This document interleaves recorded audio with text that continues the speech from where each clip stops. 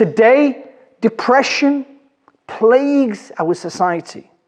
Whether it's brothers with good jobs, those who are unemployed, the sisters at home, the sisters who are out at work, the imam in the madrasa, the children going to masjid, everybody has suffered bouts of depression.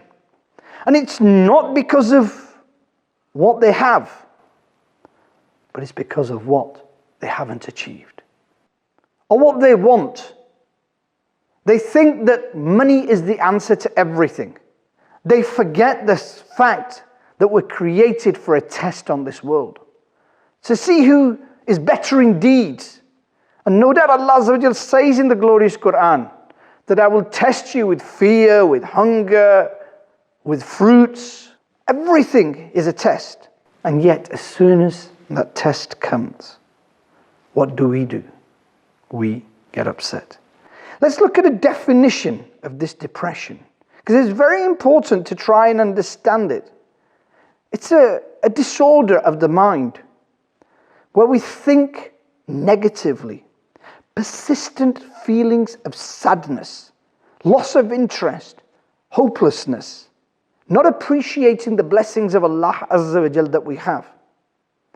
Now, if a person was to thank Allah Azza wa Jal for these blessings, to ponder upon them and appreciate them, then he would never become depressed. The problem is this: if you're driving around in a cheap car that is perhaps not as fancy as some on the road, you might think, what have I got?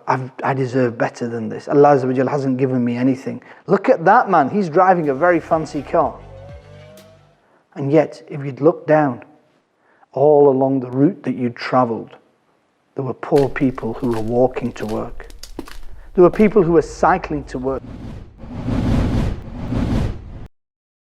There were people who couldn't walk properly and they were in a wheelchair being pushed to work. Some were pushing themselves. Some were at home because they couldn't go to work because of their disabilities. Others were laying in a bed, restless, ill for year after year.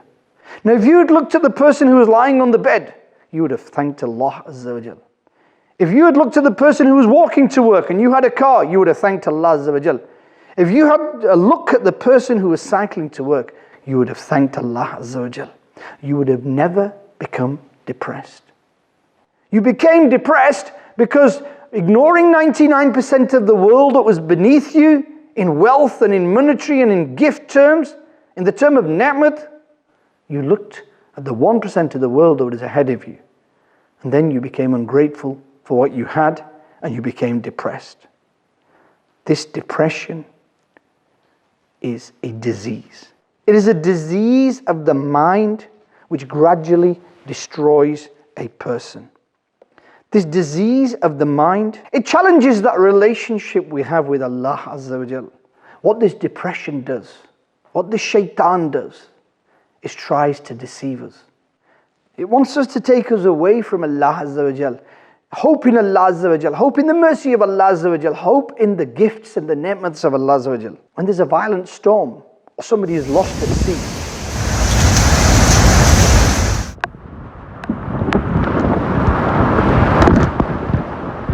what do? They call out to Allah Azza wa Jal, because all hope lies in Him. When there is a camel driver lost in the desert, when a person has nowhere to go, he's completely lost and he has no food and he has no provision, and he knows he's going to die, what does he do? He calls out to the mercy of Allah Azza wa Jal. When calamity occurs and a person is inflicted with difficulties, when he sees no other door open, he calls out to Allah Azza wa Jal. When there are barriers set one after the other and he's struggling to get over them, what does he do?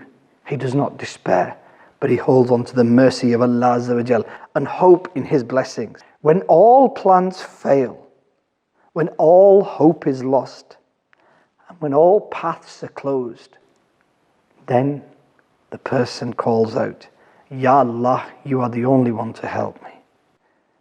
On this vast earth that's wide, when it feels tiny and constricted because of our problems, again the call is to Allah Azza wa Jal.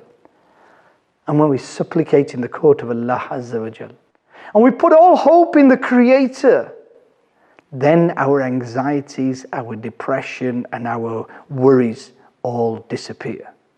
Sallu ala al-Habib sallallahu ta'ala ala Muhammad sallallahu alayhi wa sallam.